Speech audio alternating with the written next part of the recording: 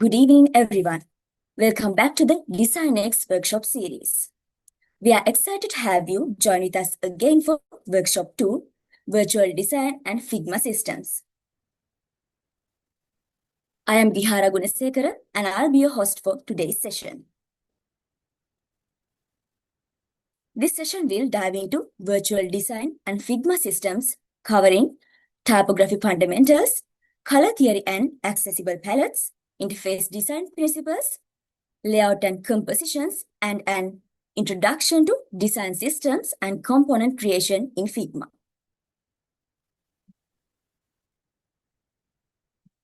On 10th December, we conducted our first workshop on user experience fundamentals. If you missed it, the recording link has been shared in the delegate groups. Feel free to check it out. This is the second session of the series, and our next session will be held on 16th December, focusing on advanced Figma with a practical session as a physical workshop at UCSC. For those who are not from UCSC, don't worry, the session will also be live streamed, so everyone can still be part of it. We'll share all the details soon, so stay tuned via the group. Also, a quick reminder, an e-certificate will be awarded to the participants who stay until the end of the session, so we kindly request you to remain until the session concludes. Please note that there will be a small quiz included in the attendance form, so make sure to complete it at the moment. The Designers Workshop series is proudly hosted by the IEEE Computer Society of University of Colombo School of Computing. We are very grateful to IFS, our innovation partner, for supporting this workshop series and helping us bring the industry insights to you. Whether you are running a complex manufacturing site, powering a city's changing energy and utility needs, or maintaining a large fleet of aircraft, IFS's advanced industrial AI orchestrates data and adds capabilities to your business so you can thrive and grow. IFS.ai, award-winning asset and service management software.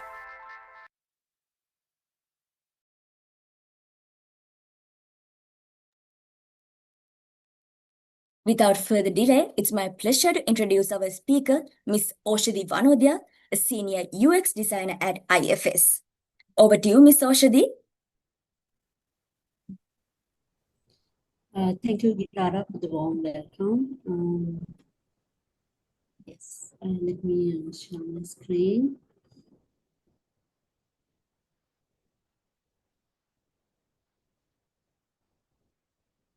You can see the screen now?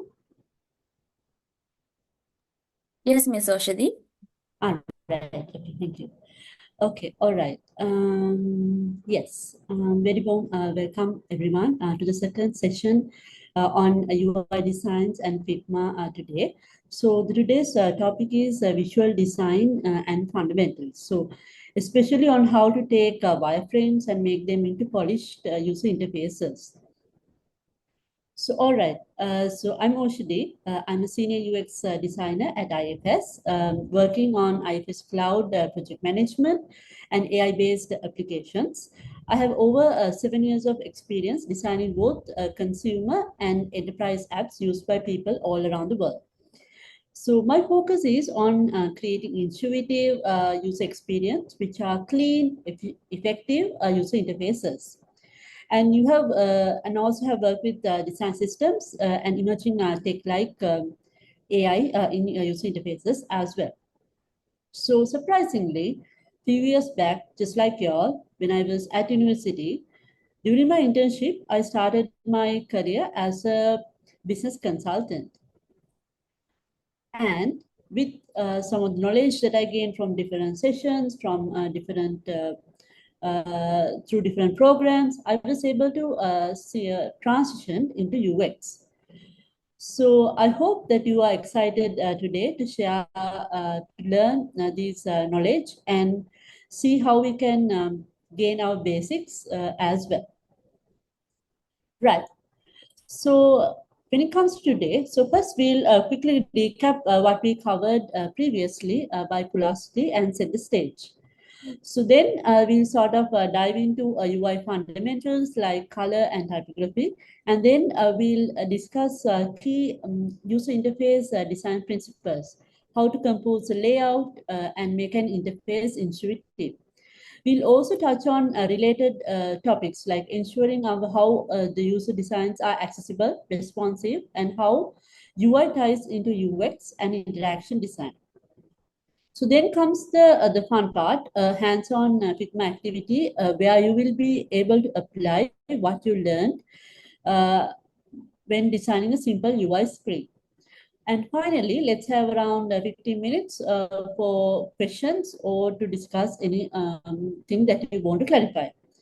So this will be sort of an interactive session and hope that the participants have access to a Figma account with free access. So if you have not, if you do not have an account, that's all right. You can try to create one. If not, you can of course follow the recording and create it afterwards. Yes. So let's move on. So previously, Pulasi talked about design thinking and even touched on designing for AI.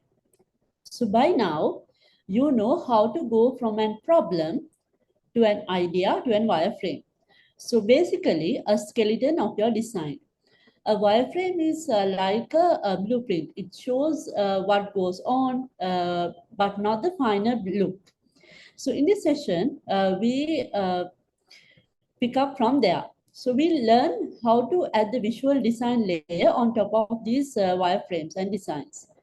So choosing colors, fonts, and spacing to make an intuitive and pleasing UI.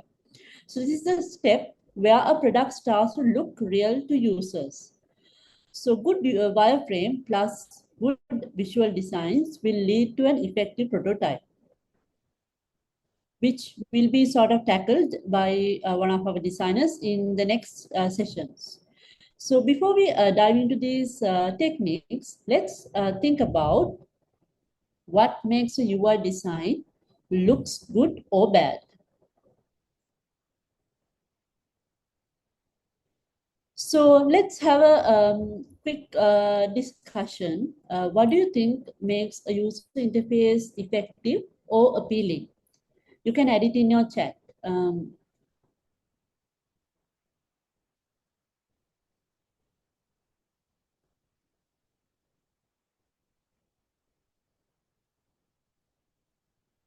me try to see if I can find the chat. Do we have any responses? Right. So in your experience, you use apps or websites, right? So what makes an interface really good or enjoyable to use? What do you think? So there's no right or wrong answer you can add. Okay, we see a comment, effective, eye-catching, yes, color theme. Okay, why is it eye-catching? What makes it eye-catching? Colors, yes, fonts, easy navigation, icon understanding, um, simplicity. Yes, very good answers. Yes, of course, yes. So what looks nice? It is a combination of colors, typography, like how you mentioned, right? And do we have any other answers related to accessibility? What about accessibility, right? So how fast you can find things and how people other than a regular user, someone who is old, how can they access it? Isn't that also something that which matters, right? So thank you so much for like giving your answers. Yes, so great. So we have heard things like clarity, consistency, good colors, readable text, and intuitive layouts. So these are exactly the things we are going to cover today. Now, let's break down these concepts one by one. Okay, so remember UX. So UX is about the full user experience. It's how the product works and how user-friendly it is. UI is specifically the interface, what the user actually sees and interacts with on the screen. In other words, UX is a structure and purpose. UI is a presentation. Now imagine if when you build a house and if you haven't laid the strong foundation, what would happen, right? Just because, I mean, inside the house, if it was beautiful, would it long last? So building a house, UX is the architecture and the floor plan. UI is the interior decorating, the colors that you paint and etc. So if the floor plan is sort of flawed, if it has poor UX, the fancy deco won't save it. So conversely, even if a product idea is great and the workflow is solid, a poor UI, ugly or confusing visuals can still frustrate users. So UX needs to be right first. The teams should nail down the user needs and the wireframes, which they may have learned in the previous sessions before focusing on visuals. So good example is ChatGPT. So if you see the ChatGPT screen, is it colorful? I mean, it's completely black, right? I mean, you can make it very colorful, have purples, blues, and all these colorful colors, right? But it's not. But today, how many of you are using ChatGPT? Let's see. Um, anyone in here? Let's try to raise your hands if you're using ChatGPT. Okay, nice. Yes. I see a lot of hands coming up. That's good. Yes. So you see, even though did we really think about the colors? No, right? So we still use the application and we love it. So that's why. So sometimes, I mean, we have to understand like if you don't have the proper UX or the fundamentals, even a great UI might not improve the user adoption, the number of users using the platform as well. So a successful product needs both good UX and good UI. So in the session, we are focusing on the UI polish, but always remember it's built on a foundation of solid UX. So here's another example of a screen. Now, when you look at it, do you understand what's happening in this screen? Imagine if you just load the screen, would you understand when you click on, when you swipe a certain element, you will get the other options, edit, send, and delete? You might not. So that is interactions, again, a part of UX. But the design itself, it's very colorful. You have used a good contrast and like matching colors as well. So that's something we have to test it with our end users to understand whether this serves a purpose, whether they understand it, and how effective the design is as well. Right. So what is this best design tool in the world? Any guesses? What's the best design tool? You can edit in chat, yes. Let's see. Figma, right? Okay, any different answers? Figma, okay. Okay, right. I see. Adobe XD, okay, nice. Human brain, that's interesting. Yes, yes. So let's see. Yeah.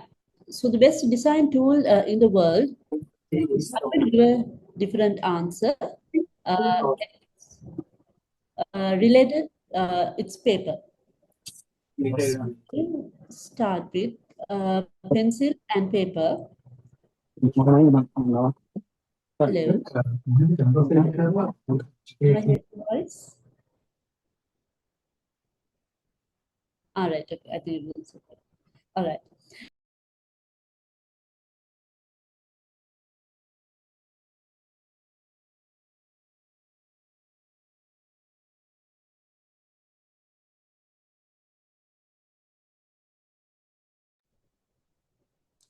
Hello, can you hear me? Yes, Miss Oshadhi, we can Hi. hear you. Okay, all right. Okay, sure. Right. So pencil, before anything you start, because it's help us to sort of get our head wired. I mean, we can start thinking about the different patterns and edge cases as well. So it's always good to start with pencil because your brain start to stick on what and how you should design it. So after you start with pencil and paper, of course, yes, our best tool is Figma. So years ago, many designers used Photoshop or Illustrator for UI designs. Then came specialized tools like Sketch and now Figma, which is very popular for its collaboration features. Tomorrow, there might be another tool. So the key takeaway is don't tie your skills to just one tool. Focus on learning the principles of designs. Those apply no matter what the software you use. So when I started, I designed my first initial UI in PowerPoint during university days. Then I heard about Adobe XD and sort of started exploring it. So afterwards, I transitioned to Figma. And now I do everything in it. So even sketch usage is sort of declining today. So in few years, there can be even newer tools which enables us to design for voice and etc. So the tools change, but the fundamentals and the basics you will learn today about the layout, colors, typography will stay relevant. So do not get overwhelmed by these different tools that pops up. So once you grab the basics, picking up a new tool is easier. And remind, always pick the right tool for the job. Sometimes a pen and paper or a sketch can actually be really efficient. It's the best way to start designing even before touching the software. So don't worry if you will ever hear someone say, okay, I still do my designs in Photoshop, because what matters is the result. Though modern tools like Figma sort of makes it easier for our designing purposes. So you may have heard this. Good designers copy, great designers steal.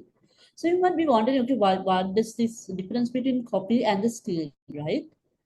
So good example is a button. So have you seen any buttons where with the shape of a star today? Or have you seen notification icon on the top left of the screen?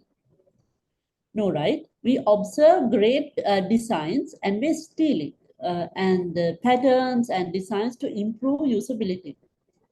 Also, in some scenario, it is okay to copy as well, but you need not to recreate it from scratch. So certain elements people are used to do it as it is. So it is okay to copy them and use it and change. However, you must also be cautious when we are copying it. Example, now let's take, if you have to design an application, you copy a design from Figma community and then publish it, right? Design it. And what happens next? Then when you present it to your customer or your client, they might ask or question, why did you use this? Then you don't have an answer, right? You don't know what to sort of back it up with. You don't have the insights. Sometimes it might not even solve the problem that you are trying to address. For some interactions, it might work in one application, but just copying the same thing on another application, it won't not work. One good example was in lately, there was a similar product similar to Figma, which is called Motif. However, the product did not succeed. So you see, even though we copy certain thing, it doesn't really bring value to our users and our customers. So let's see how we can, instead of copying, how we can steal designs and interaction patterns. So one hallmark of a good designer is intentionality. So nothing in the UI is there by accident or just because it looks cool. Each color, each typeface, each icon should be chosen for a reason. Maybe a color aligns with the brand or draws attention to an important element. Maybe a font conveys a certain tone, friendly versus serious, and it is highly readable. So your layout might follow a grid as well for clarity. So as a designer, you should be able to justify your choices. If someone asks, okay, why did you use this color? You might answer because it meets contrast guidelines and it reflects the uplifting mood. So avoid random additions or copying trends blindly. Design with a goal in mind. So mention that when you start working or in your interviews, they will often need to, defend your design decisions or to teammates or clients. Being able to articulate the rationale, like, we use this calm green color palette to reassure the user, or we place the menu at the top because users expect it there, and we validated it through usability testing, will set them apart. So this mimi sort of jokes around the random client feedback. So our job is to sort of respond to not just by doing it, but by understanding and underlying concern and addressing it with sound design rationale. Or else what will happen is every time we design certain thing, a client, a customer or a colleague will tell, okay, can't you change it like this? Can we change the color? Can't we make it bigger? Likewise. So it won't sort of achieve a certain outcome. So having a proper design decisions behind every design rationale is very important. Okay, now you might be thinking, how do I get inspiration as I design certain things? You can look at several sources like Mobin, Rebel, Behance, Figma Community, AI, Pinterest, and SaaS UI. Sometimes when you look at things like Dribble and Behance, there are certain applications which are not feasible to be implemented. Therefore, when you are designing or taking a certain design inspiration, it's good to critically evaluate and choose what's best and works for your context. And also, it is okay to sort of look at existing platforms and applications as well, so that you can learn how to improve. Okay, all right. So what's the first step? Now, assuming that we already have the wireframes in our place, we know the problem, we have defined the user flows and everything. So where do we sort of start with? So this is the first step, that is you create a mood board. So what is a mood board? When you create this UI mood board to understand how do I place a typography, what are the images that I can reference, what are the colors that I can use, and if you are writing, let's say, a sentence or a toast message or content, like how do you want to sort of tone it? Should it be a friendly tone? Should it be a casual tone? Illustrations. And it would be a collection of many different things. So the UI mood board will help you to sort of get some inspiration as you set the visual direction for your project.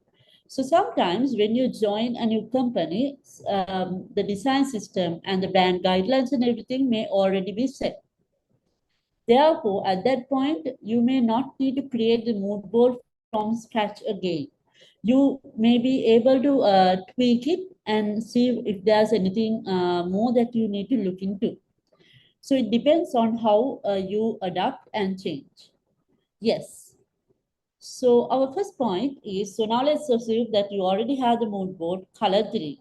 So now let's get into some core visual design fundamentals that will inform some intentional choices, starting with color.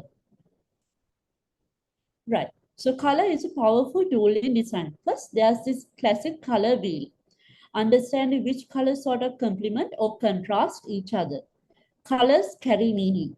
Think of common associations like blue often implies trust or calm, which is why many banking applications or tech companies use blue logos. Red can signal warning or excitement, used for errors or for urgency. Green can mean success or environmental, etc. So it's not universal for everyone, but it's a good guideline. So depending on the country, the culture, the connotations of the color meanings can differ. So branding. So sometimes companies, like I mentioned, usually have defined their own color palettes at the beginning. So as a designer, you will likely work within those brand colors that is available for you.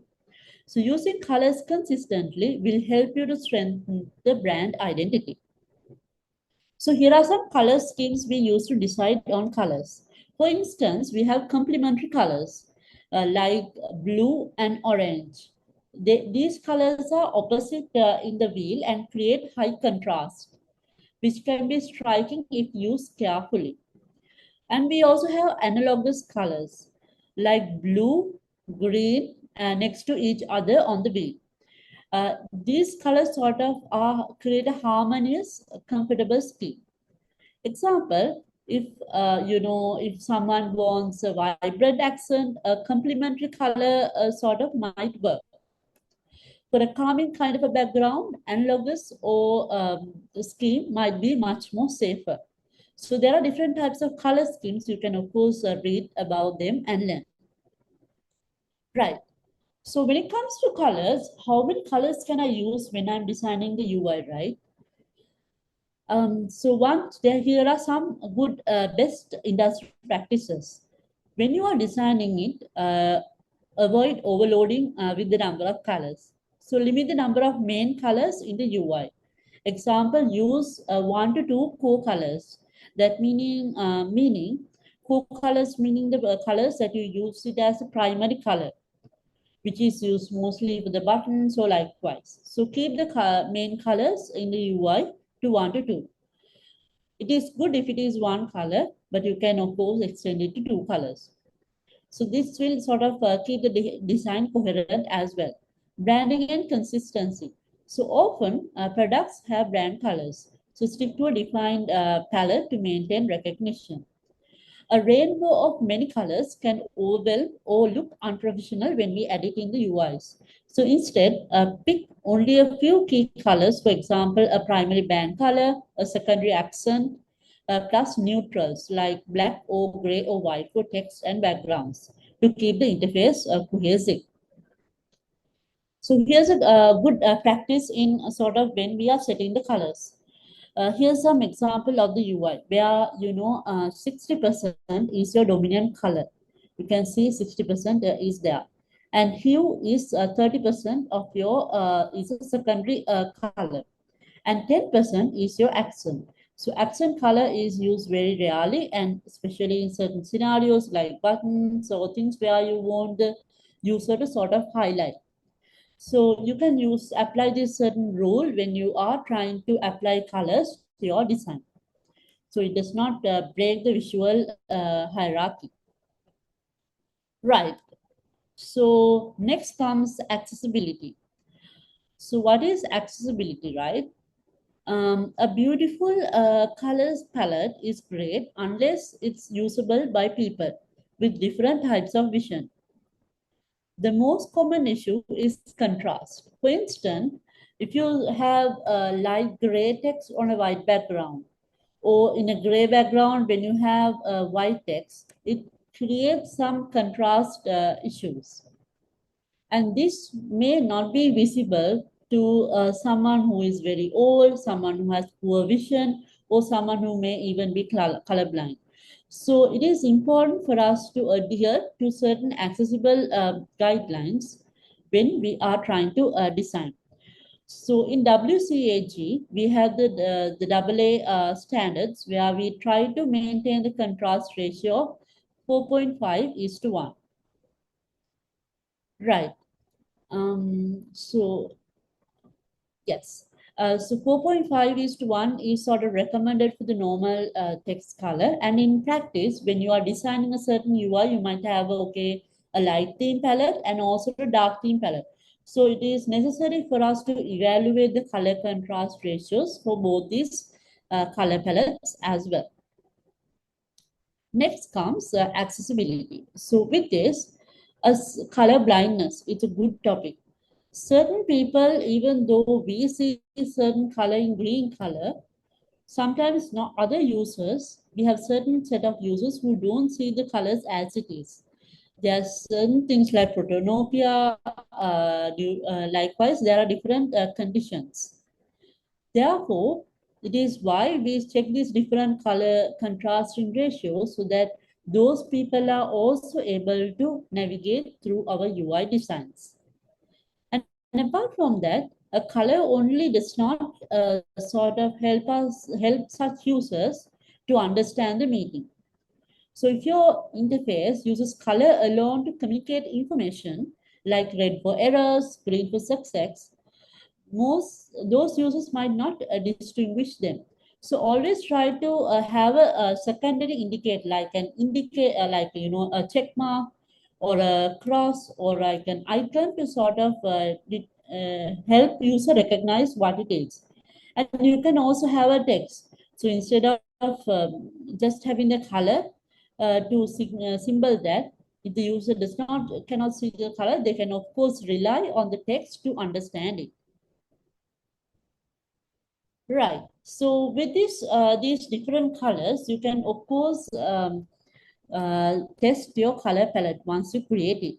So you may have set your different color palettes. You can check whether it complies to the AA standards, like this AAA, and like see, you can understand by using a different color contrast. There are different plugins as well. And also, even in Figma, when you click on this fill button, you have this option to check color contrast. So when you add a color, you can check how whether that particular color is meeting the right contrast ratios. Let's explore it at the when we are designing components. Right. So imagine now with this, imagine a flashy, colorful version of ChatGPT. Bright colors, playful style, would it perform better? Let's consider ChatGPT, a tool many of us know. Its interface is very simple, mostly dark, gray eyes, white text with touches of green. It's not very colorful, right? So now imagine if we redesigned the ChatGPT to have a very bright, multicolored theme. For instance, a purple background, orange buttons, or like gradients. What would make more people use it or pay for it? Probably not significant, like I mentioned. People use ChatGPT for the quality of answers, that's UX, more than the interface color. In fact, a drastic colors might distract or reduce the trust in it as well. So the original designs in the neutral palette does a good job. It keeps out the user's way so that they can focus on their task. It's professional and consistent, which also builds trust. Simply swapping the colors won't directly change the business metrics, right? At the end of the day, what we are designing is going to be used for a business purpose, like generating revenue, user adoption overnight, or it may not. So unless the colors, original colors were truly off-putting.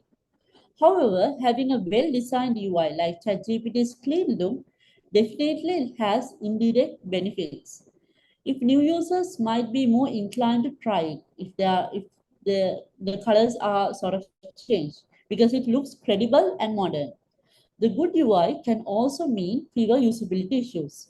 For example, ChatGPT's design uses clear contrast, green on dark on the send buttons and everything. So users never struggle to find where they type or submit.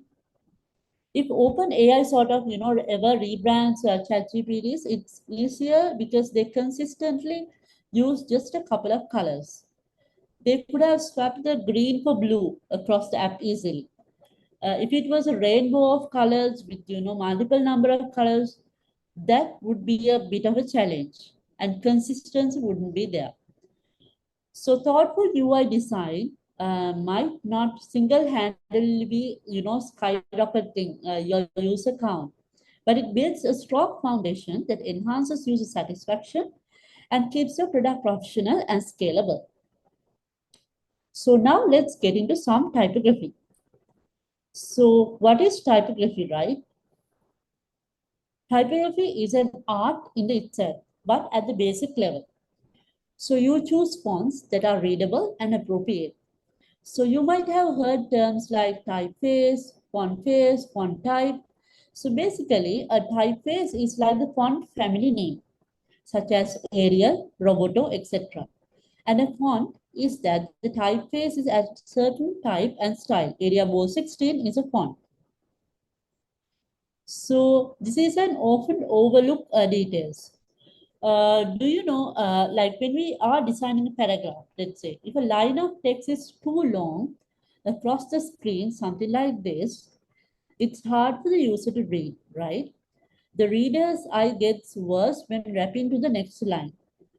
That's why when you see newspapers, they use columns.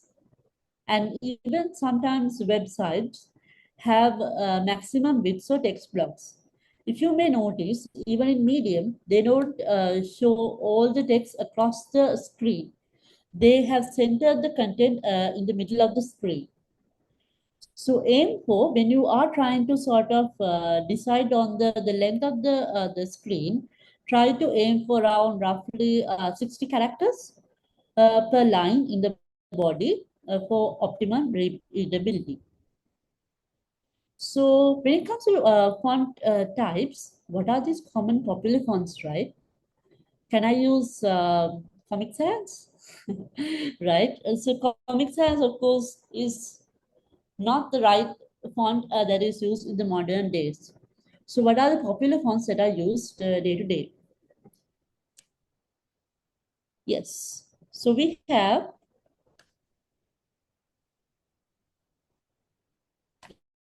give me one moment.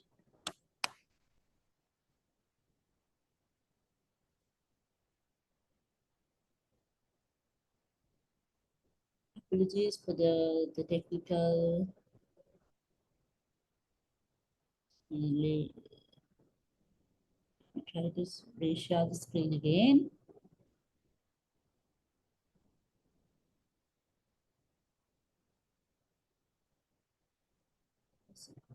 Hope you can see the screen now.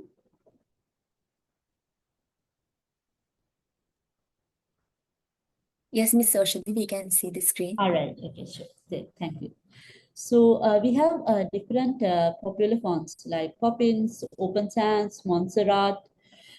Today, we see a lot of screens where they use Inter as one of the common fonts. Even at IFS, when we are designing interfaces, we are using Inter. So Inter is a very good legible font that you can try and see. Yes. So how do we create the type scale? You may have seen even in the Figma community, Bootstrap, they define different sizes for the different typography. So there's a good website called typescale.com, which you can sort of use to define your font sizes. So in any interface, text should have a clear hierarchy. So we start with the larger, bolder fonts for the titles and very important ones where we want to sort of attract the user's attention. And then we have the medium fonts for section headers and standard size for body text. This visual difference in the font sizes sort of helps the users to understand, okay, when you look at the UI, where do I have to read first? So that example is on this slide, the headings and the titles, we have the bigger and the bolder fonts. And in the paragraphs, the font size used is small.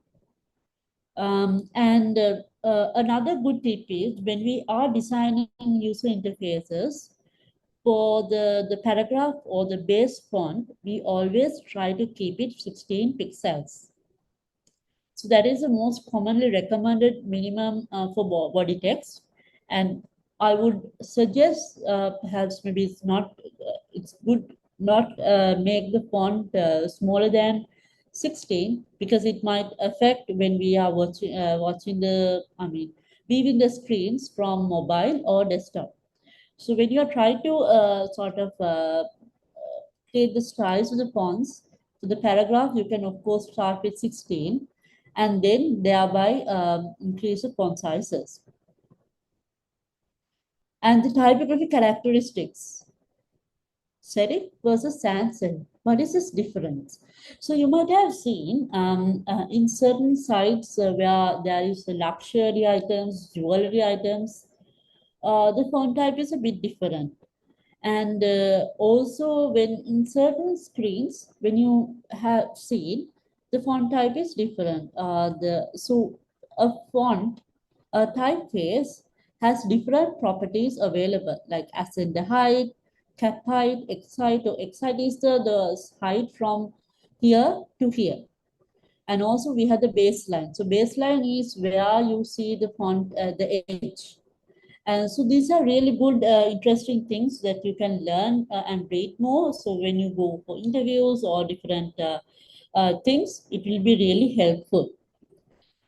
So what is a serif versus sans serif? So a serif font usually has this small decorative stroke at the end. So you might have seen certain fonts like Times New Roman have this certain serif at the end of the thing, like a curly thing or like an element. But when you take fonts like Arial, Helvetica, they don't have a serif. Those fonts are called sans serif. And these fonts are usually clean and have like a more modern and are generally easy for the user to read on screens. That's why most apps and websites, body text is always sans serif nowadays. And the other thing is line spacing, line height, which is called leading. So when you are, let's say, when you are designing a paragraph, heading, or title, for everything, every font size, font style, we apply a line height. That is the gap between these two lines. Why is it important? So when you have a proper line spacing, it ensures that text lines are squashed together. A good rule is the line height to be have it in between 1.4 to 1.6 of the font size for body text. The user should never struggle to read. So avoid super fancy, font scripts for long paragraphs. Save those who may be a logo or special accent if at all. And always consider font size and color. As we said, contrast to make sure text is legible. Next comes layout and composition. Alignment. Okay, so you have an idea about the colors, the typography, and now what comes next? It's alignment. So in the UI, nothing should be placed on the page arbitrarily. Every element should have some visual connection with another element on the page. So this helps to sort of create a clean and a sophisticated look and a fresh look for the page. So when you take alignment, layout, there are different types of layouts. It brings visual hierarchy to the UI. So example, this is one layout that is available. You might have noticed in Trello or something. Now example, if you are designing let's say a blog, then the layout that you use would be different. You will probably have a blog that is on the top, you will have a full width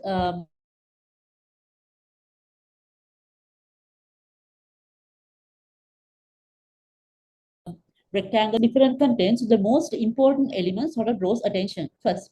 So you can either define it by position, size, and color to create visual hierarchy in the UI. Here is another example where the layout has been sort of applied. In here, you can see how they have created a three-column layout for the specific website. So first one is kind of most kind of smaller in maximum width, but the rest ones columns are much more wider. So you see, you can define how do you want the layout to be. When you define this layout, you can also use the similar layout in the rest of the other pages as well. Right. Next comes proximity. Proximity is we try to, when we are designing the layout or the structure, we try to group similar related items together and separated unrelated ones. So proximity, this is called behind Gestalt principle. The objects that are close together are perceived as related. So in the UI, you want to pick related things like an icon with its label. That is one group, or a heading with its subtitle. Or let's say if you have some set of buttons, but the context of the buttons are similar, then you can of course group the button as a drop down, right? So you can group certain things together. For example, on a form, a label for an input should be immediately above or beside that input. If there's too much gap, it might visually get associated with something else. So when we are designing the layout of the page, let's say, let's say you have a group of buttons at one page. If you want to make the user understand that this is one group and this is another group, then we use paddings and spacings to properly help users guide and understand these are two separate groups. So we'll come to that topic later in a slide. Here is another example where they have applied the Gestalt principle. They have grouped certain things together. You can see when you expand a navigation menu, these things are a one group. So you realize when you glance at it, you can realize, okay, these are three types of groups that are available. How is it possible for us to understand? In here, they have used color as well as spacing between these two sections for the users to understand the difference. And next come grids.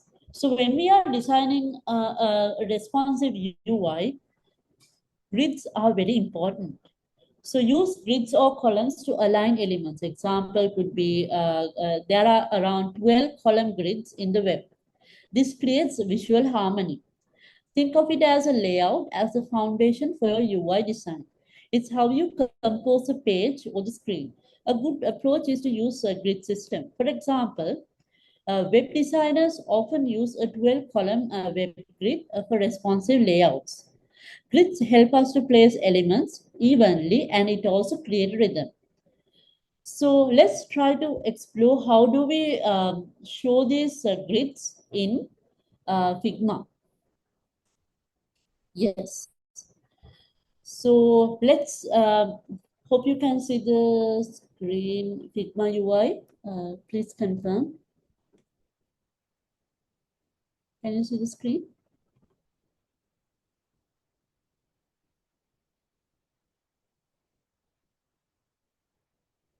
Hello. All right, okay, sure. Okay, thank you. Great. Right. So this is how the Figma UI would look like. So you have the basic settings where you can go to back to files, you can see place images. There are different settings available in here where you can navigate in Figma.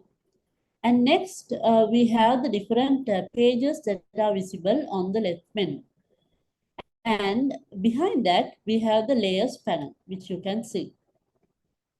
And apart from that, you may see that there's a section called assets. So assets is if you have a, let's say, a specific component that you have created, likewise, it will be visible. For example, now if I type a button, if there is a design system that is being created, then of course you can add that specific button or the component. So when you create reusable components, those will be visible in the assets panel. Awesome. And if you want to, let's say, add a library to your design system, you can, of course, click on this library icon and add a existing UI kit. And next, on the right side panel, you have the design and the prototype tabs. So the design tab, you have you can set the color. You can set variables. So Danishka will sort of follow and on this in a future session. And you can set the styles, and you can also even export a particular UI from this panel. Right. And then you have when you click on a certain element, like frame, then you can see that the particular, the design panel would sort of change.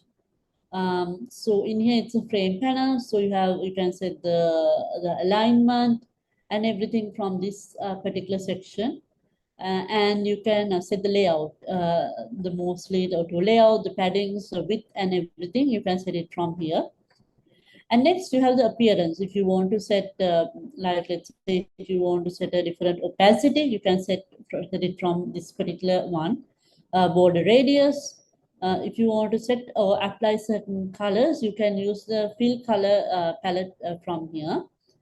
You can click on this one and then you can choose a different color. In here I have set, you can choose the specific color from, but you have to click from here. You can change a different color to a different thing. Yes. So you can do like that. You can add the strokes, you can click plus and add borders and everything. Effects, selection colors, layout guides and everything.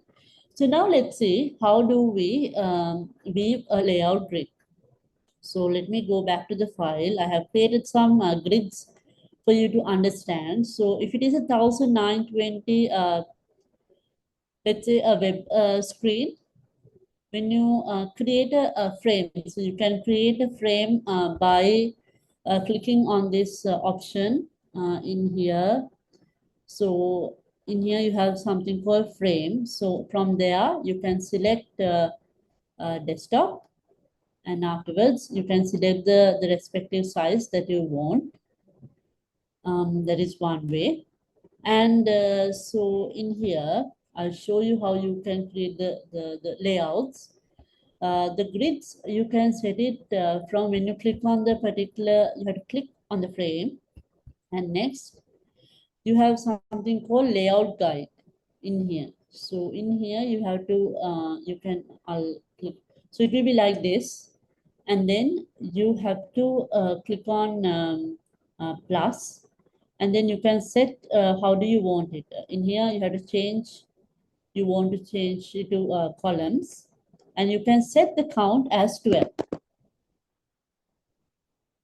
And when you set the columns count as 12, you will be able to see it like this. And afterwards, you have to set like how do you want to stretch it, or whether you want to have it in the center of the screen. I will put it as center for the moment. And you can set the width of a particular grid. So in here, I will increase the width as well. And you can also change the gutter. The gutter is the gap between these two red color boxes. So I'll hide this one. So you can adjust the gutter. So when you adjust the gutter, you can notice that the gaps would sort of change. Likewise, and you can set the layout guide for the columns. So that's one example on how you can use layout guide, the grids, to sort of set the different things. So when it comes to different screen sizes, the grids is up to you on how you choose it. Usually for web screens, it's always 12 columns that we use. And when you, let's say you want to place a certain element or a card, you then place it accordingly to without sort of moving it above the edges. And likewise, now you might wonder, okay, when it comes to mobile, how should you sort of place the grids? So when you are designing for the mobile, we usually sort of have like a one column grid layout. So in here again, you can create a new frame. And when you go to phone, you can select iPhone, let's select iPhone 16. And you can select a grid from here. When you go to layout guide, you can click on plus, and then it will sort of show the grid. You can change it to column to 1, and you can set a margin. So margin is how it will be from the edge of the screen. So usually when you are designing for, let's say, iPhone screens, there's this particular margin that you need to set. So you can check the iOS design guideline.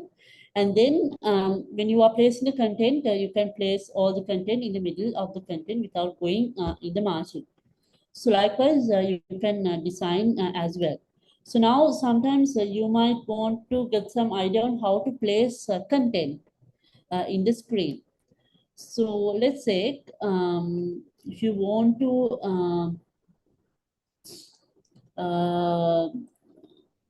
let's say let's design a sort of rectangle. Yes, in here, if you want to, let's say,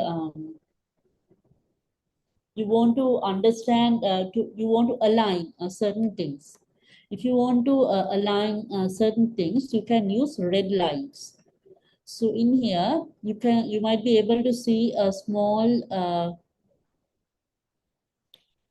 kind of a marker. So when you drag from here, you can, so when you take your mouse pointer to the edge of the screen, you can like drag it and then place it on the screen. So you can get like a marker which you can use it in your UI to sort of place content as well.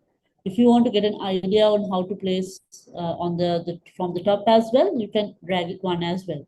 And then, so this will not be visible in the end UI. This will help you sort of, place your content aligning with the different red lines. Yes. All right. So that's basically about grades. Yes. Yeah. So I will. So we will explore this further in the when we are designing component in detail. This is how the grids would look like. Right. Spacing and white space. So back to the Figma. So don't be afraid of empty space. So paddings and margins give design breathing room and improve clarity. So one of the most common mistakes new UX designers would make is trying to fill every inch of the screen or making things too large. So space is your friend. Adequate padding around text blocks between buttons, sort of etc. So makes the design comfortable to read and scan. White space, which just means every empty space of any color helps separate sections and leads the eye through the content as well. So paddings and margins. This is another interesting thing. So in every when you create a new let's say example, imagine this is a button. You have a button text inside. So inside the text and the border there will be certain space, right? So we usually don't put just just place it randomly. We create some padding in between. This space is called padding in UI development terms. And outside the border, it is called as margin. So we use these different things to sort of design an element. Right. So next to the screen, so mastering layout comes with practice. So you can design, you can copy designs and like practice, keep on practicing, because it takes some time to sort of master master spacings and paddings and grids as well. So let's try to keep practicing so that you can design a very good UI design in future. Right. So next topic is key interface design principles. Right. So when it comes to key interface design principles, we have several things that we need to look into. One is consistency. So consistency means how do we keep elements consistent across the product? So buttons looking alike, same icons for same actions, uniform style guides, builds familiarity and trust. And next come, how do we design feedback and affordances? So when you take a remote control, okay, you have to press in order to change the channel. When you see a switch, you know how to sort of operate it. When you see a fan, you know you have to sort of rotate it. So you know how to do it with your hands and actions. So same applies to our UI designs, that is affordances. So designing interactive elements to look interactive. So let's say if you design a button, it should look clickable and provide feedback. So that's where you apply design for hover effects, press states, loading indicators, and everything. So users know their actions are recognized. Affordances means the design of an object suggests how you use it. In UI, a button should visually appear like something you can press. For example, it might have rounded corners and a filled color, which on screens we can recognize as a clickable button. If it was just plain text, users might not realize it is clickable. And when the user interacts, it gives feedback as well. Sometimes when you click on a button, you see a certain vibration, or it might change a pop-up, a color change. So the screen sort of reacts to the user as well. This way, the user is not left guessing on what is happening, whether the click went through. So those are certain things that we have to think about when we design the UI interfaces. Next comes simplicity. So keeping the user's interfaces as simple as possible. So do not make me think there's a book. It removes unnecessary elements or fluff. So every extra button that you add or graphic should be justified. A simple interface is easier to learn and use. Achieve simplicity by removing or hiding things that aren't crucial. But make sure that important tasks can still be done. It's a balance. Visibility of information. Show users what they need and when they need it. Don't hide crucial information. You can apply principles like progressive disclosure to secondary details, revealing step by step. So now if you look at this screen, wow, what do we see? When we try to design a certain thing, we might feel we might have 100 things. So 100 things where we want to sort of squeeze in inside this particular UI. But what will happen? Then the user will have to keep on scrolling the particular home screen, right? This will sort of create a lot of cognitive load, mental load for the user. Hence, this is where we try to add progressive disclosure. Now in here, you can see the trip details, right? Instead of showing all the trip details on the home screen itself, when you click on the trip details only, you can see a detailed view of details. So this is where you can apply and make the design simple and make it more or less overwhelming for the users. But also, apart from that, when you apply progressive disclosure, some is return button inside departure or something like that. We must, when we are trying to design like that, we must also think, is it something very important for the user to see? If it is not important, of course, yes. If it is important, you have to think about how you can change the layout, the way it is. Perhaps you need to like sort of remove certain other thing, likewise. So this is where how you can apply a progressive disclosure. Right. Next comes error prevention and states. Was there any time that you sent an email to one of your friends accidentally, or even a WhatsApp message? So you were able to delete it, right? You were able to undo it. So that's why when we are designing the user interfaces, we good UI practices to prevent errors. Like you can disable the button if a form is incomplete, or you can confirm any destructive actions, or give the user to sort of undo. Design clear error messages, warning messages, and highlight when the error is.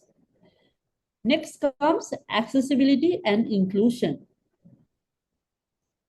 So ensure UI is sort of usable by people with varying abilities, not just color and contrast.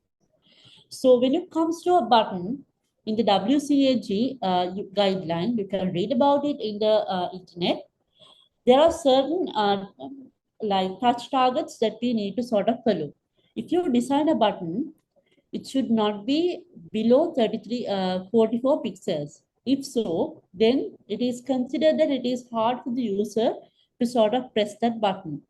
So when you are designing a button or a clickable element, you need to consider these certain guidelines as well, so that even a certain user who is having different disabilities, like example, trembling hands, or likewise, you will be able to sort of click through and use the particular application. And apart from that, also, it's not just color contrast, it's not just padding spacings. We also need to think about keyboard navigation. Example, if you open an application and if you press your tab key, you can see how the sort of screen navigates automatically and changes the focus. So this will help users who are sort of disabled, who are in the wheelchair or have certain disabilities with the hands, to sort of navigate the screen seamlessly. Right. So these are some of the things that we need to sort of look into when we design certain UI interfaces. So designing isn't just how things look, but also how they behave. That is interaction design. We don't dive deep into designing into interaction design in this session today, but it's important to sort of keep in mind as you design UIs, static versus interactions. So far, we have discussed the static visuals. Interaction design is about what happens when users click a certain thing.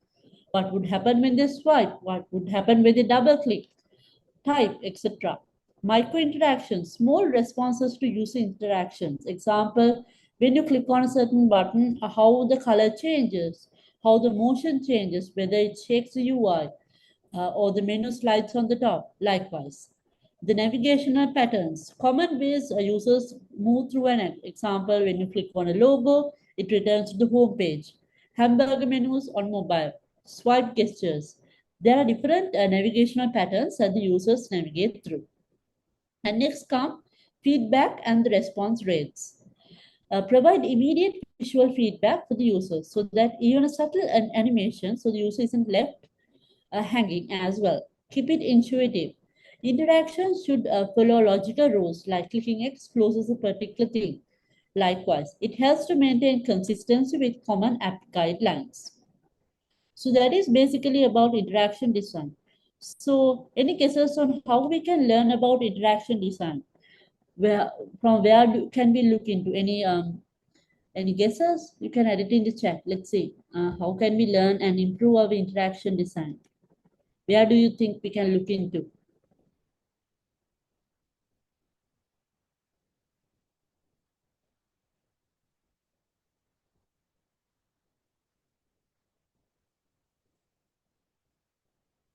How can we learn interaction design? Yes. Any guesses?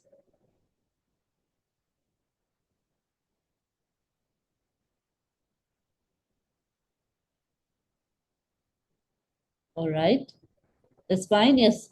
So we have different Medium articles that you can read. You can refer existing applications. You can go through existing applications to learn the different patterns, critique on them. There are even different courses that you can learn, like example, Interaction Design Foundation, for you to improve your skills. Right. Awesome. So next, move on to design system. Right. Any idea about what is a design system? Any guesses? Let's see. What do you think is a design system? Have you heard about this term earlier? Have you used a design system earlier? Anyone who used a design system can raise their hands.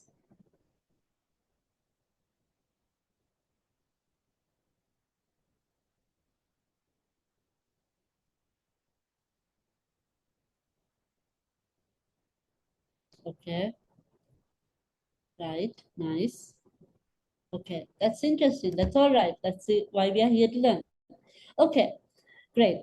So design system. What is a design system? So design system is a collection of reusable components guided by clear standards that can be assembled to build any number of applications. It's like a style guide.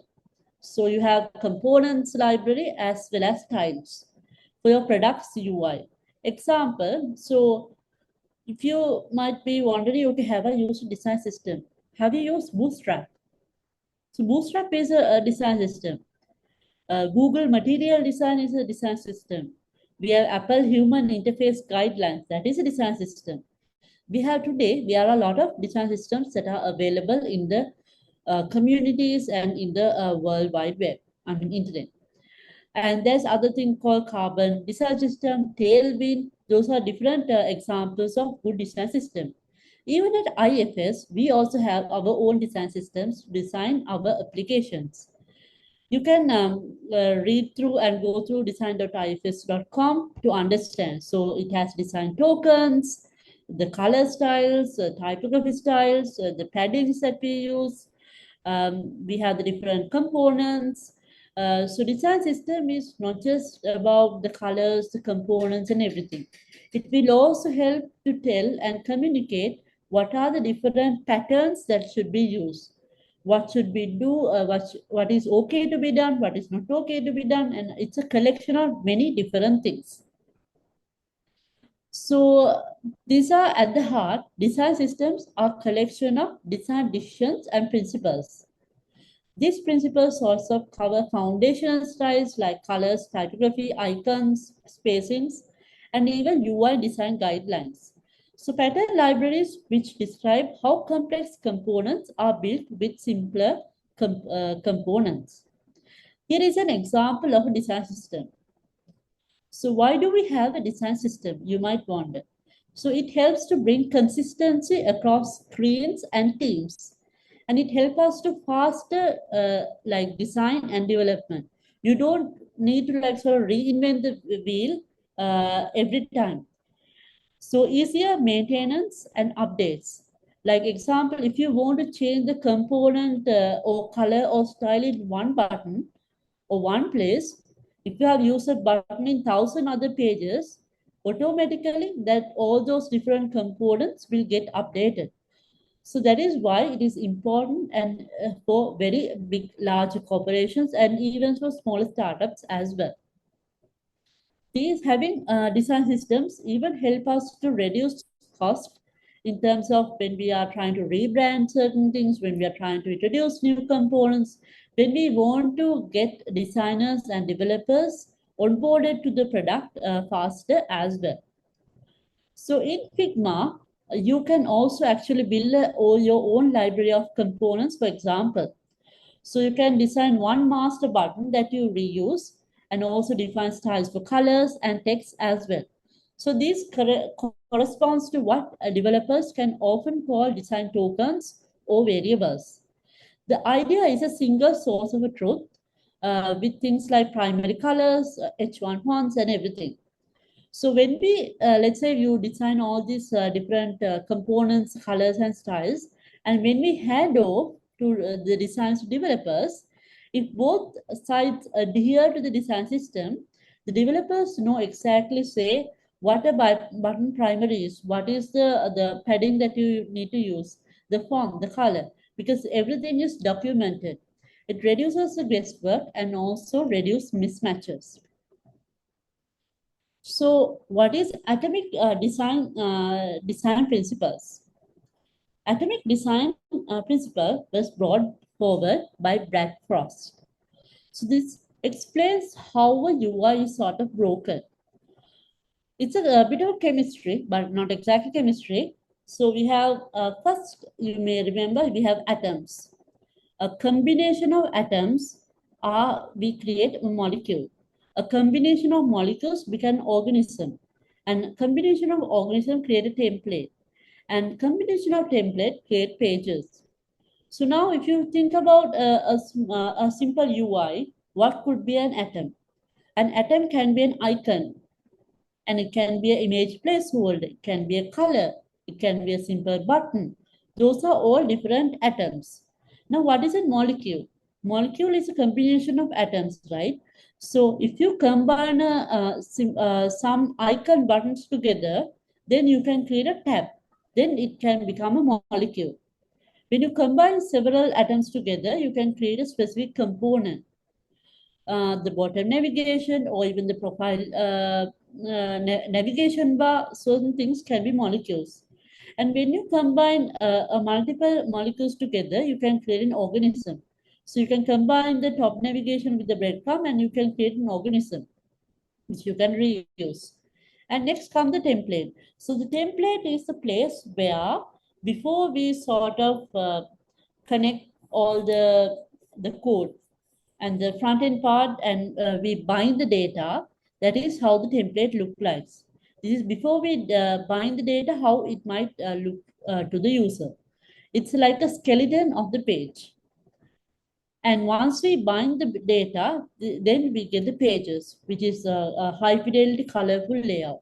So now imagine if you just change one icon or a one icon's color, then all the rest of the pages, the templates and everything would get changed. So that sort of help companies and customers to sort of have consistency across applications, which there are a lot of UIs and screens. Right. So now let's move into the Figma's session. So you can open Figma in your laptop or desktop. Yes, has most of you. You can just put a thumbs up if you have opened Figma in your screen.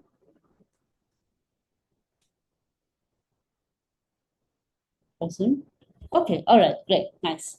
Right. So today, what we are going to do is we are going to design a mobile UI screen. Right. So we have a one mobile screen. So first, what we will try to do is we will try to create a frame for the mobile.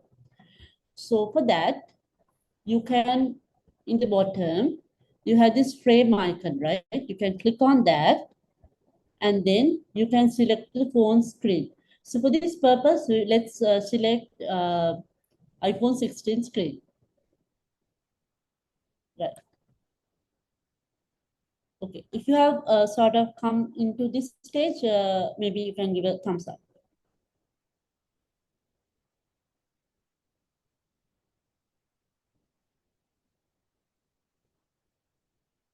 Okay. Okay. All right. Okay. I'm seeing some thumbs up. Okay. I'll move on. Right. So now we have the screen. Right. So what are we going to do first? Okay, assume that we have already created our mood board and understand the visual direction and everything. Let's try to create a color. The first thing is, how do we create colors? So let's follow the similar colors from here to create our color styles.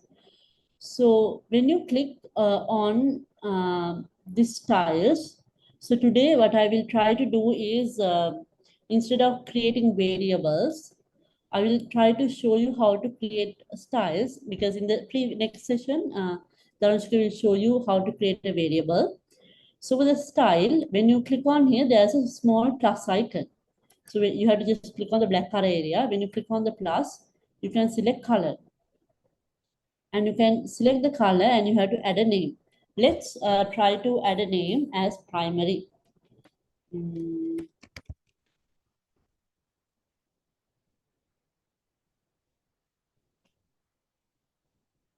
Primary. So this one, how we want to do is, when we are creating colors systems, we try to group certain colors together, right? So in here, we'll create this as primary color. So for this one, let's put it like this for the moment. We can add the color. And we can select the color as well from the eyedropper, and you can create a style. So you have created a primary color style. And next, you can, so one color style we have already created.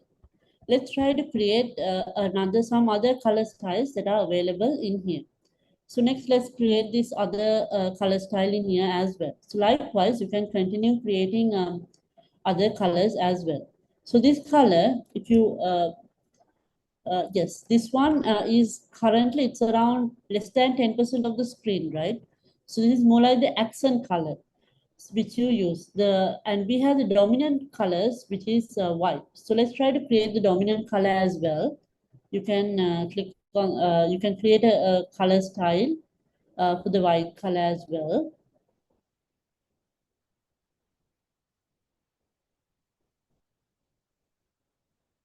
You can click on the plus and create a color. And then let's create a color palette called secondary. And I'm going to put a dash. You can group several colors together in this scenario. So if there are any ashes or any other different colors, you can group certain things. I will put as white 900. So in here, you have to put a meaning behind the colors. So let me show you one thing.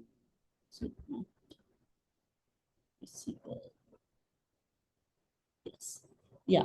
So when we are defining the colors, we have to think about certain things. I'll show you an example. So you give, we have primary and the semantic tokens. What does that mean? So we have design token. A design token can be a color token, typography token, spacing, or size.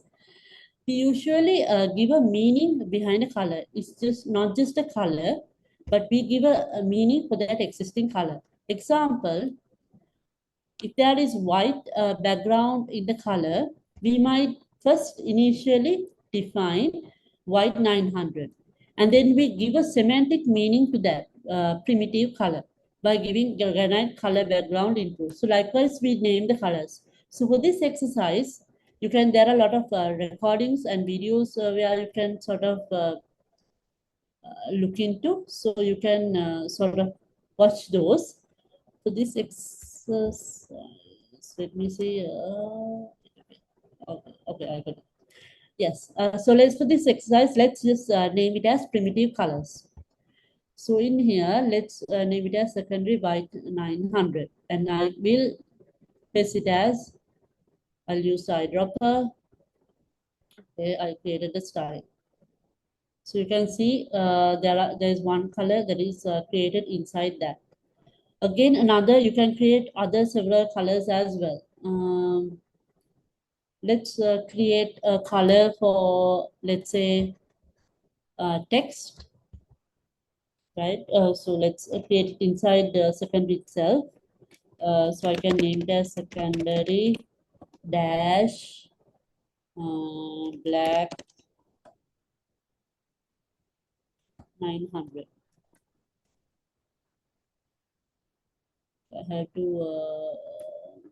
sort of apply the color token.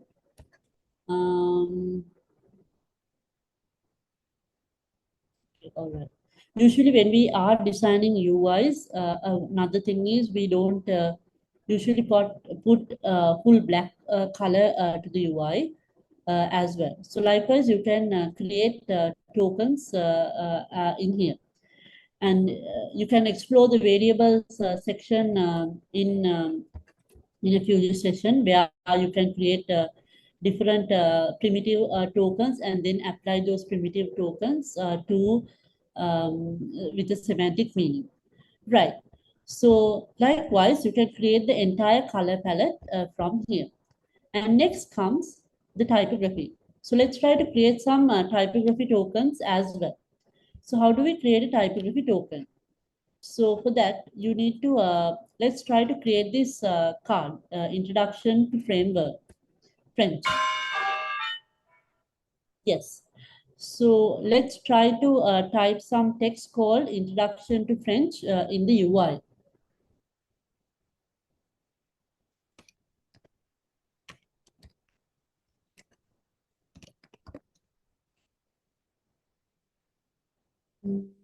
Hope you have created the thing. And now let's try to apply a typography style as well. So for this exercise, again, like I mentioned, we need to create a type scale for our UI. So you can create a type scale according to by following an existing type scale as well. So in for this scenario, let me try to apply the H4 font size as an example. Let's try to use the interfont for this font. So how do we? So let's try to. It's a font size 16 pixels. Pixels, yes. So in here, let's try to put H4 size, not H4. I think it will be too large. I'll take a screenshot.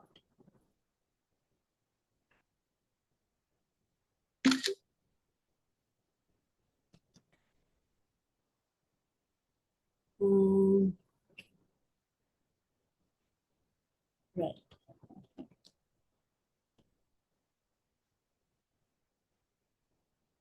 So let's try to create a font style for this one.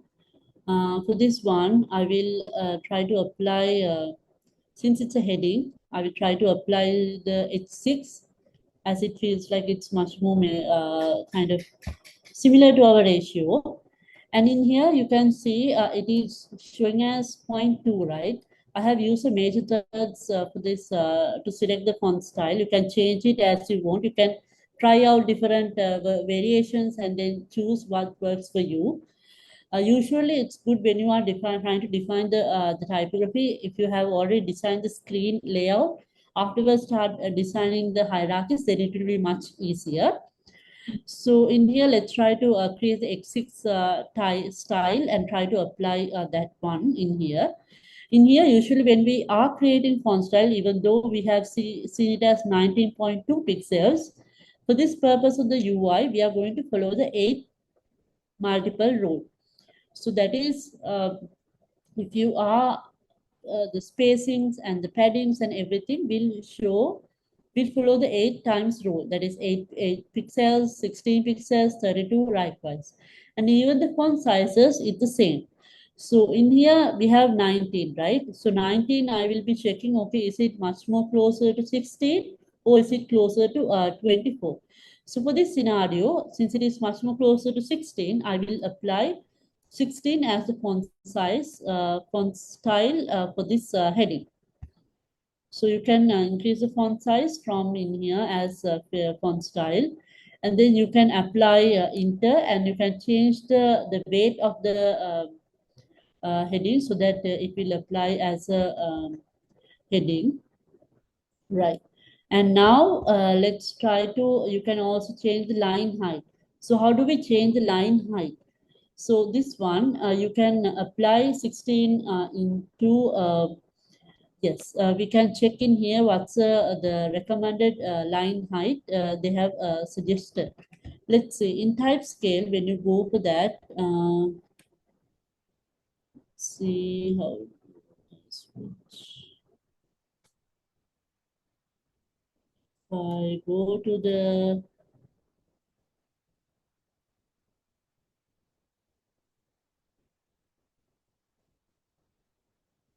let's put 1.6 as our line height. Um,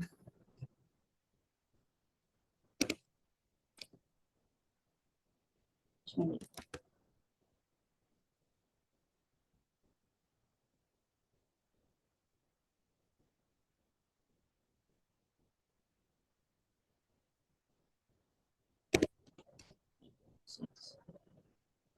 Right. You can apply it checking from the, this is the line height, right? Yes. I will check on that. And then likewise, you can create the style. Once you edit that, you can click on this apply design. You can click on this button, and in there you will have the option called create style. So when you click on that create style, you can add a name for the font.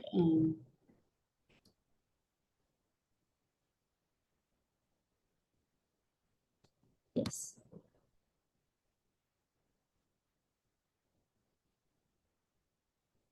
Hi Vidmal, I see that you have asked a question. You have created an account on Figma. Can you tell me what I need to do next? Yes, you can. Let's check the recording to follow alone, and you can go through. Yes, let's yeah. So once you create a new account, you have to like create a new design file in Figma. Yes, yeah. So in here, let's try to create a font size for H6. You can name it as H6, and you can add. You can yes, you can put it as heading slash H6. Right. So you have created and applied a style for the heading. And now let's try to create another style for the subtext in the card, the basic greetings and polite expressions as well. So I will paste it in the same thing in here. Let me try to put a smaller size for this one, which will be similar to 16. So I have previously created some textiles, so I'm going to apply it in here, given the interest of time. So you can apply the body 16. And this one, so in here, if you can see in this screen, if you look at it, usually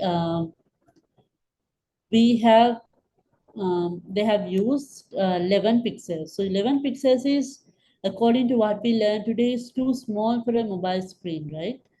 And they have used the 15 pixels. So this is why it is important to like test and understand whether what is the smallest size that they have used. So we have to use the 16 pixel font size in here, which means for the heading, we can increase the font size much bigger. So we can, let's go into the H5 size. It might be sort of bigger, yeah. So let's keep it like that. For this one, for the moment, we will use 14. We'll use one size small, one size bigger for the introduction to heading. When you click on that, you can edit on the edit icon and you can change the font size in from here. So that's one. So now you have created the two options. So this is one element and this is another one. And now let's try to create this status bar. So you can, I will show you in here. So I have already created a status bar. I'll copy it in here and paste it. So you can create two rectangles and apply colors from the, once you have created some colors from the color system as well. So for the moment, I will not apply colors in here. So you can create two rectangles and apply it in here. Afterwards, you can also add the progress and the 80% as well. So I will paste it in here.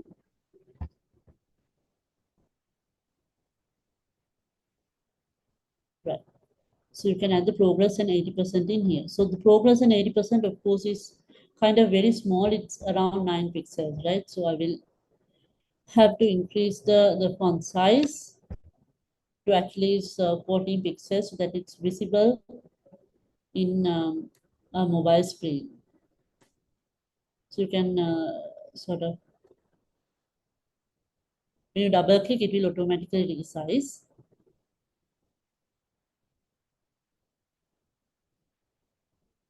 Yes, let's keep it like this. And next, what we have to do is we want to get this white color background, right? How do we get the white color backgrounds? For that, instead of, so we, what we usually do is we would design a separate background to the card. But when we are designing from the screen, we don't need to do like that. So first, we have to group certain things together. Example, we can group the heading and the course title, since they are interrelated together. So let's try to, you can shift and select two elements together and you can press Shift A. When you press Shift A, it will apply auto layout. So when you apply auto layout, this thing is already a certain group together. Now, and you can also convert. So this is where you apply proximity. So the status bar and the progress is one component. I mean, these are two separate atoms. This is one status indicator and this is another one. So you can again group these ones together and create one component.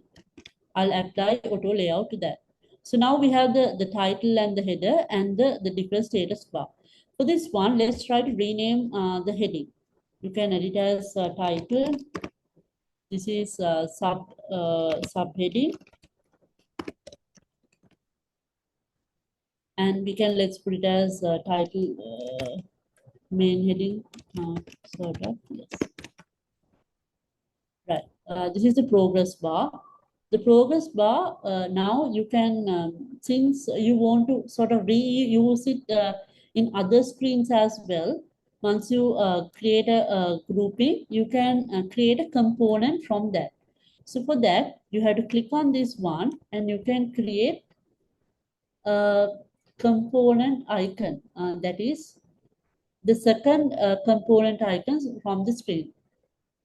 When you click on that, it will turn purple color. If you are able to create a component, put a thumbs up, yes. So it will turn like a kind of like a star icon, a diamond shape icon when it is converted to a component.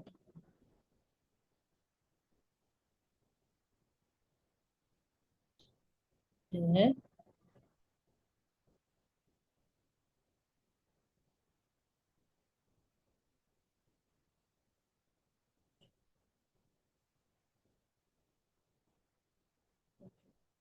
I hope people are going. So everyone is all right with it. So now let's take, we can also adjust the paddings in here. So when we are designing a UI, we usually follow, like I mentioned, a 8-point grid rule or a 4-point grid rule. So it depends on how you want to use. So in for this scenario, if you are using 8-point grid rule, when you click on a specific element and you can press the option or the alt key in your keyboard. When you press the alt key, you can see the gap between these two elements. So in here it is saying as 8, right? 10. But it's not following our 8 multiplication rule, the point grid system. It should be 8 pixels. So that's why we have to move this one. We can, since we have already applied auto layout, you can adjust the gap from here. So for this one, again, you can add a variable. You can add you can add 8. And then now when I check it from here to here, it will be 8. And yes, so I will also, you can, since these are two separate groups, you can again check. You can apply, you can move the contain up. So I will put it as 16. So now this is, you can see it's a separate one. So now the harmony is much more and you can understand. Now let's group everything together and create a component, right? So in here you can see I have created, selected everything and pressed Control A. So it created auto layout. Right. So this is where you apply the margins and the paddings. So in here, you can see, I have, you can apply, see how the UI sort of changes. And when you click on this one also, the vertical, the margin sort of changes. So what I'm going to do is, I want to sort of get this margin among these two groups. So I will increase this one. Since I'm following the 8-point grid, I will put it as 24 for top. And for this one, I'll try to put it as 16. Yes. So now I added the content. And I can put a stroke or a shadow from as well. From in here, I will apply an existing shadow in this case. Right. So I have added a popover. You can add a fill color as well so that it will be visible. So this is how you created you just created a small card of the course. And now you can also add an image as well. So let me copy one of the, you can create a rectangle and add an image on the right side. And you can also evaluate, like now when I see it from the mobile screen, the size of the heading, the font seems like a bit bigger. So that is something that I could evaluate and adjust. So yeah, 16, you see, and gap also I can adjust, it's 0 pixels. But I can see, yeah, there in here again, there's around 10. It's not following the spacings, right? So that you have to adjust it to, I'll put it as 0 since both are like together. So likewise, you need to adjust all the spacings between inside the groups around the content so that it adds a bit of visual hierarchy and coherence for the UI. And now I will also add an existing image that is being created in here.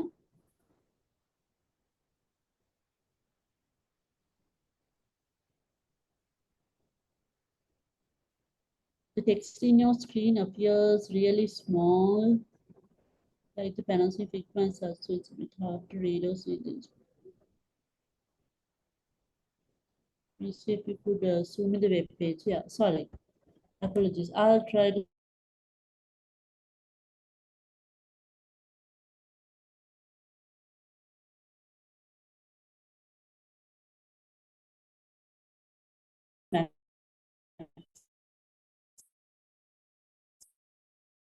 yes, okay.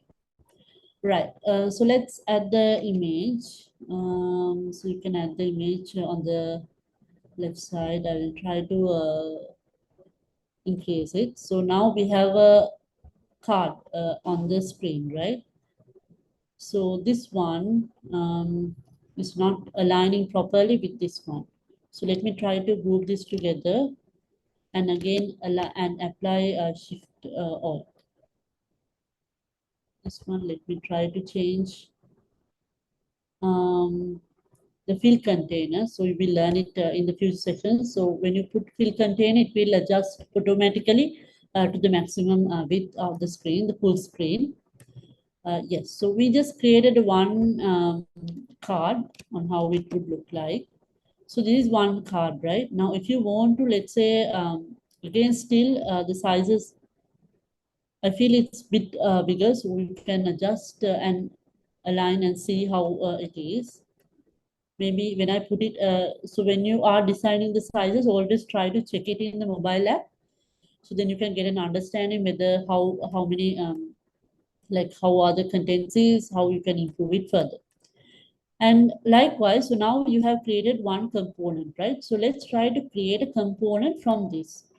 So I will name this as course card. I will put it as course card. So I clicked on course card, renamed it. And now I will click on the second component called create component. So I created a component and you can, so this is a master component. So you can copy the component, Control C and Control V. So when you Control C and Control V, you will realize that it will create a duplicate in the system. So the symbol sort of changes. So now if I let's say, if I change the background color in here to purple, then all the different instances, colors would change. So likewise, I can adjust easily the rest of the things. Now you can also, so you can again, since these three things are like together in one group, you have to move this master component into a different place. Since master components is something that is common,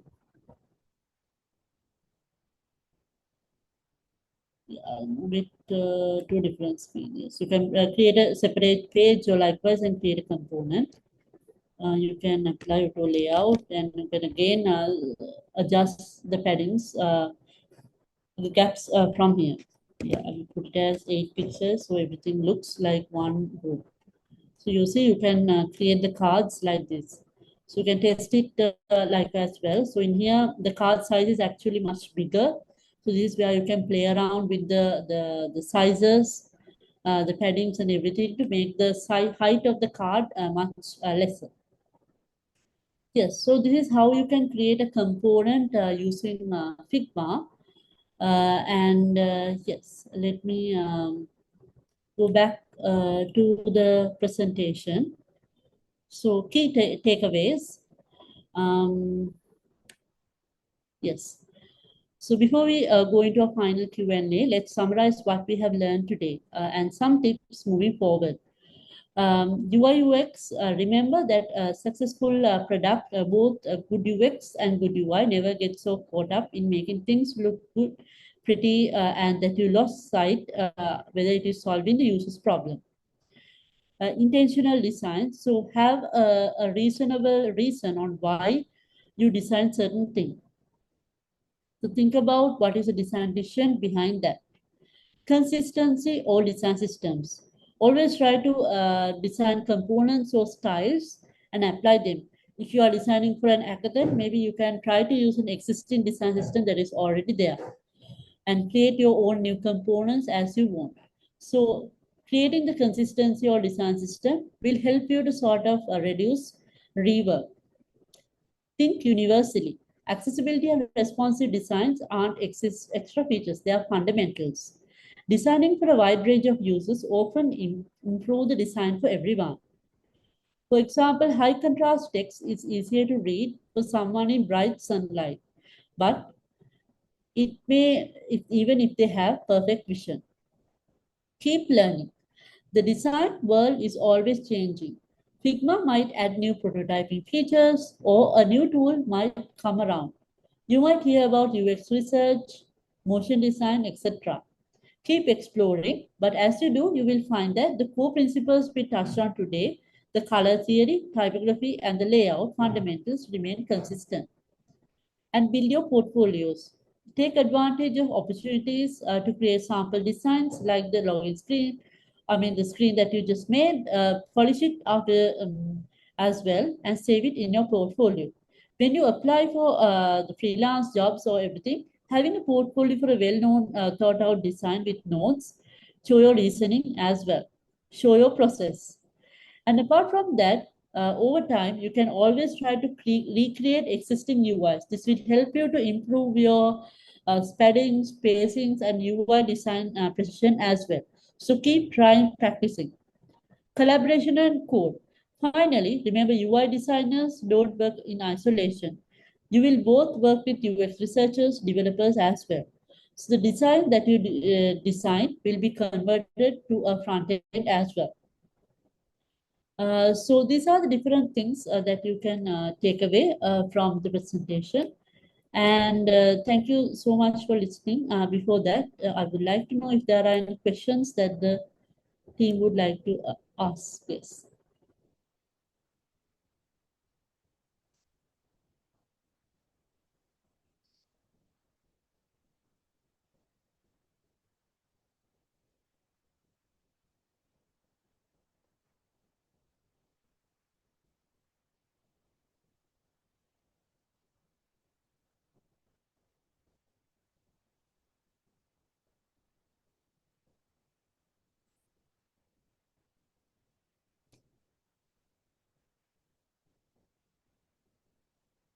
there are any questions, you can add it in the chat or you can ask it as well. Any certifications that you can recommend? The Interaction Design Foundation is really good.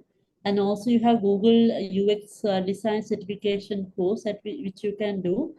At the end of the day, it's not only about, certifications, it's also about trying and applying your knowledge, right?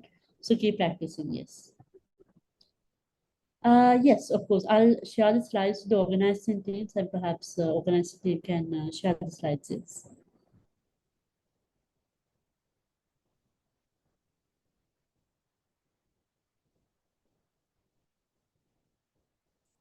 What is auto layout and how to use it? Okay. Yes, auto layout will be sort of covered in the next session by Dhanushka. Yeah, so you will be able to learn more about it. Yes. And there are also tutorials in YouTube. Yeah, you can view. So yeah.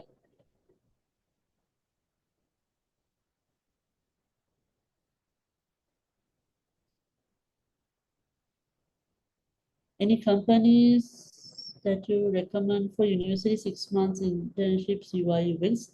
There are a lot of companies that are there. You can look through and apply. Yes, there's no thing as best company. It's about how you apply skills and how you make your place as well. Yes, keep looking through the careers portals as well as. Does IFS use AI in the design process and how? Interesting question. I can perhaps maybe take a small time. Yes, we use AI in our design process, especially for it's a question related to design process in overall. Yes, for the research process, we do use different tools like Copilot to research, and also we use tools like Dovetail to summarize insights and certain other things. In terms of UI, we are trying and we are using Figma Make, which you may have seen example. So in Figma Make, so when this was an example where I tried to create the UI for our today's session with a bad example of bad spacing and everything. So when you go to Figma Make, you can prompt and you can, so once you have created the basic design system with your colors, the typography, the visual, the current visual direction, you can add the design system to the Figma Make, and then you can prompt it to create UIs. Yes, we use Figma Make and AI design tools in our processes, and it helps us to sort of improve efficiency, keep learning and exploring. At the end of the day, what we should remember is how do we like empathy is not there in the the AI tools, right? So we have to like thoroughly research and understand the user flows and everything, and then design with screens. Yes, yeah. What type of UI UX design projects can help strengthen this?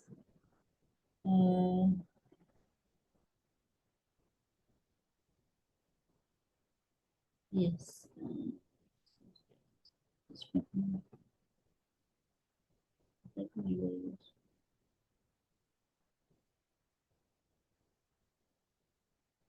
Whatever UI design projects can help strengthen portfolio and show skills clearly. There's nothing specific projects. Of course, you can try projects. If you rather than project, I would reframe it as a problem, which you can sort of look into. Yes. Is user journey, persona mapping, user flow still used by UX designers in big tech companies nowadays, or the process change? No, we still start with user journeys, persona mappings, and user flows, because again, like I said, AI does not have empathy, right? So we do, you have the user persona, we have to input who is the persona. Example, now in this scenario, you can like mention that this is the persona and this is the user journey, and thereafter start designing in the screen. So when we input those the different deliverables, the output that we get is much more impactful as well. Yes. Mm. Right. I think that's just asking, will AI replace designers in near future? That's an interesting question. The tools are evolving, the technologies are evolving. It's about how do we adapt. Still, AI is not humane, right? I mean, it doesn't know how, like, there are certain constraints like stakeholder communications, certain things that we need to look into when we are designing. It's not only the UI design. There are there are business things, related things, business goals that all everything should be mapped. And at the end of the day, there are a lot of areas which needs to be considered when we are designing. So yes, but it's good to have the basic knowledge of UX and everything, and empathy, like as well, when we are designing.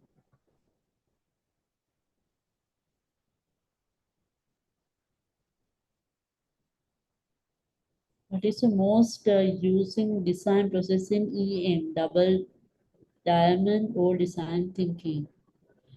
In enterprise asset management, at IFS as a whole, when it comes to design process, we adopt the design process as we want. It's not always starting with user persona sometimes. Sometimes we start with the user journey, which is much more impactful. So it's not like going from, square one and following all. So we sort of diverge, right? So design thinking is kind of you go from one step to another. So you have to change the direction. So yes. Ma'am, how do you test whether a design is truly good before launching it? Since people preferences can be different, how do you make sure the design works for everyone? That's an interesting question. Yes, that's a good question. Even the design that we designed today, it doesn't tell whether it's a good design, right? That's why we need to sort of do usability testing with end users, where we do test so that we can understand all is this design intuitive, and we can also use analytics as well to measure how effective and impactful our designs are, and then reiterate. So yes.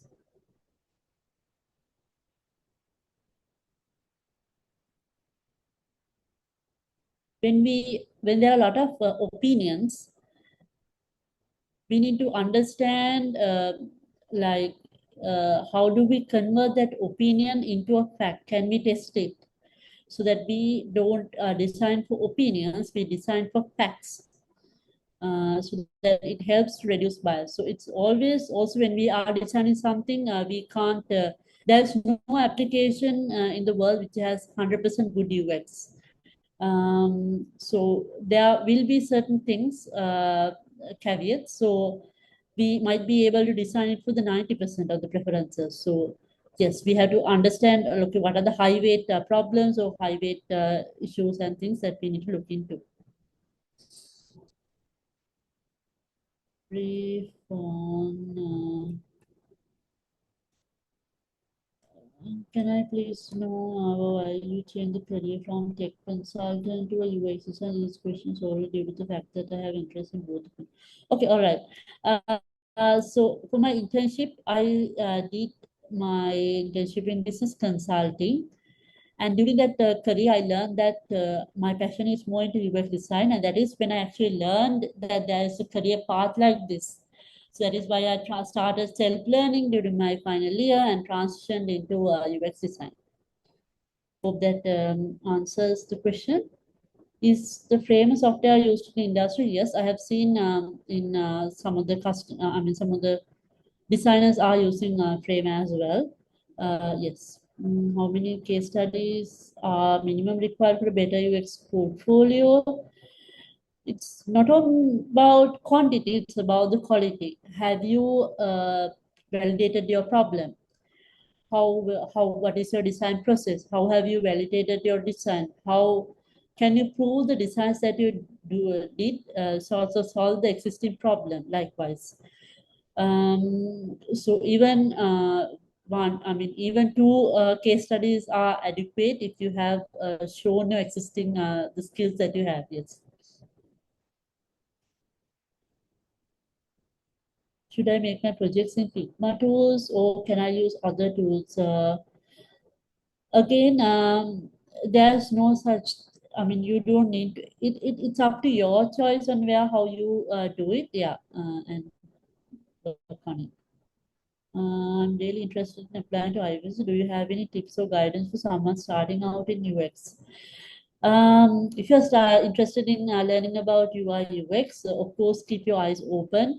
There are different courses that you can adopt. You can learn about UX because UI is one aspect as well, right? Focus on the UX part and keep honing your skills. And there are also YouTube videos as well. You can learn through them and improve as well as do some projects, self projects, so you can improve your knowledge, yes, and practice. How to make what I want to follow. Yes. Yeah, Charlie, for your question, there are some Medium articles. If you can reach out to me, perhaps maybe I can share in LinkedIn or likewise, yes, some post around that. After completing a UI UX design internship, if I join as a graphic designer, can I later move back into UI design X role? So again, graphic designing and UI UX design is completely two different avenues. Graphic designers mostly work with print design. However, if you showcase that you have skills in UI UX and like if you have experience in it, then of course switching a career is not different. But of course, graphic design and UI UX are two different parts. Yes. I hope we have clarified the question so far. Over to you, and thank you so much for your time, and hope you learned from today. Yeah.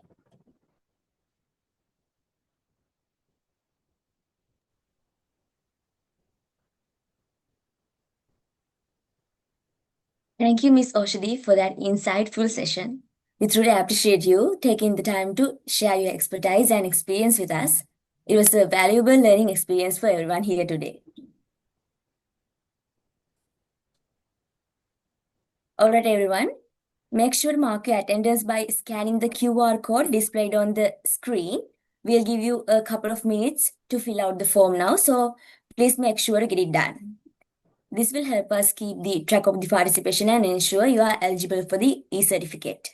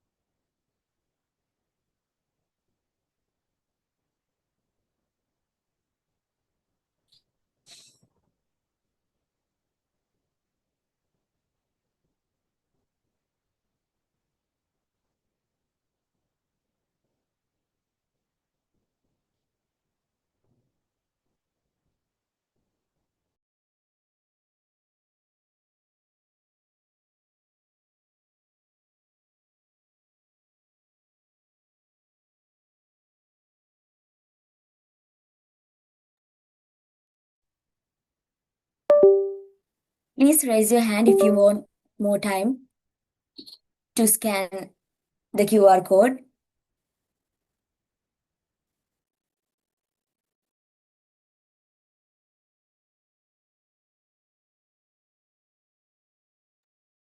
The link for the attendance sheet is shared on the Zoom chat as well.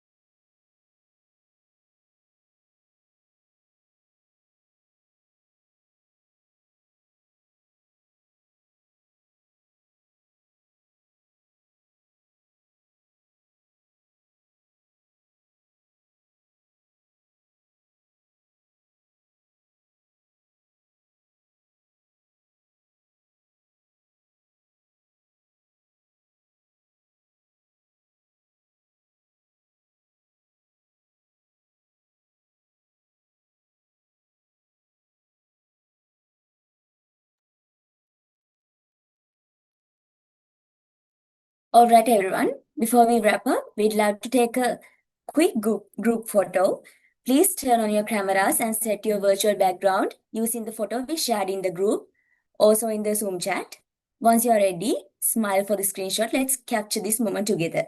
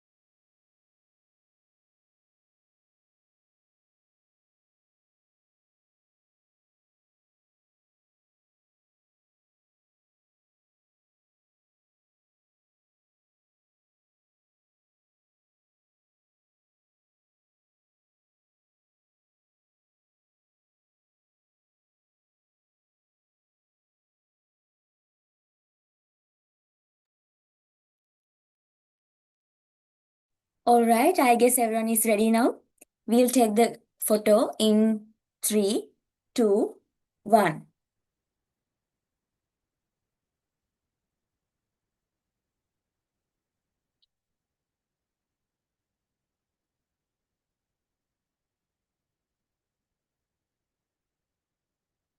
Great. Thank you all for the lovely smiles.